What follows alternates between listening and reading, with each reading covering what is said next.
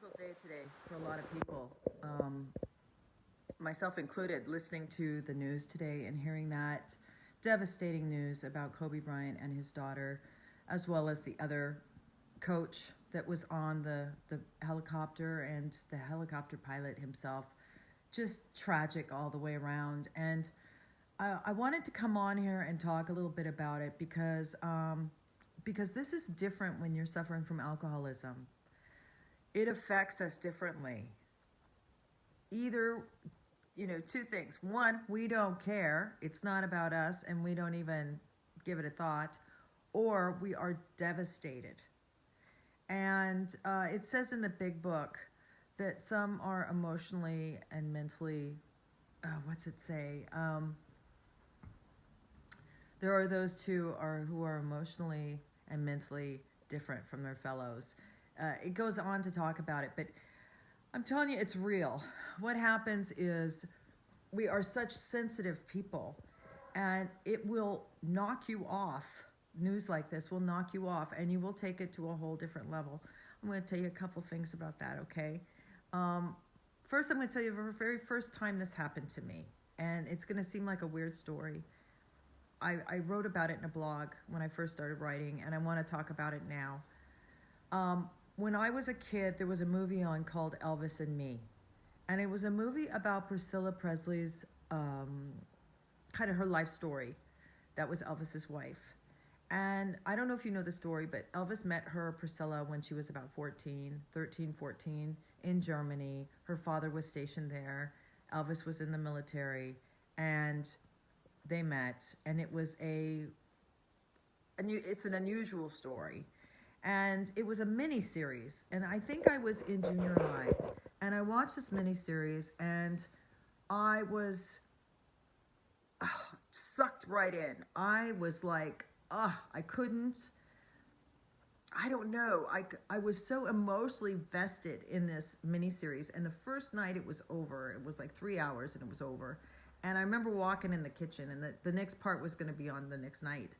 And I remember walking in the kitchen and my mom says, "Is it over?" And I said, no, the next part's on tomorrow night and da-da-da-da-da. And she looked right at me and she said, "Cookie, I don't think you should watch it. I think you should turn it off." Now, I wasn't drinking and using at the time, but obviously my mother knew. She knew I was different than other people. And I'll tell you what, the next night it was on and I watched it.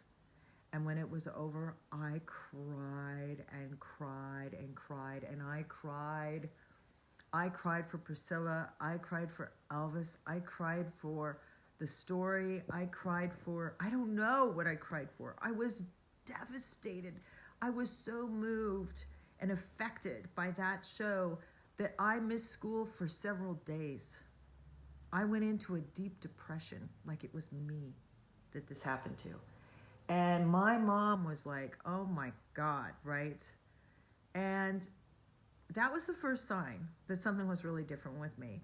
And then something happened after I got sober this last time. I mean, I've always taken things like crazy serious and heartfelt, right? Any kind of loss. But I remember when I moved to Palm Springs and I got sober after my relapse, there was I've told this story before, but there was a homeless couple that lived in the neighboring city.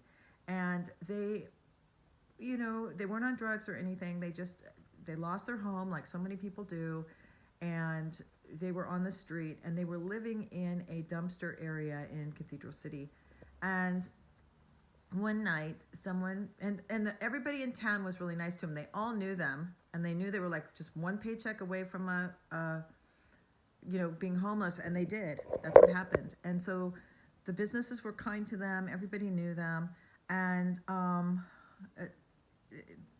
in the morning, I read in the paper, it was on the news and everything, that somebody had killed them in their little house, in their little dumpster area where they lived, in this little dumpster. They were leaving everybody alone. They weren't hurting anybody, and somebody murdered them. And I was devastated. I don't know what happened, but my mind latched onto it and I couldn't let it go. I read everything I could. The people's names were Roger and Diane. And I read everything. I went over there to the dumpster area where they lived. I was, oh my God, it was horrible. And I was so devastated. I couldn't quit crying. I was affected. I couldn't work. And I went to a meeting and I was talking about it. And this guy looked at me and he goes, Karen, we are emotionally different than our fellows.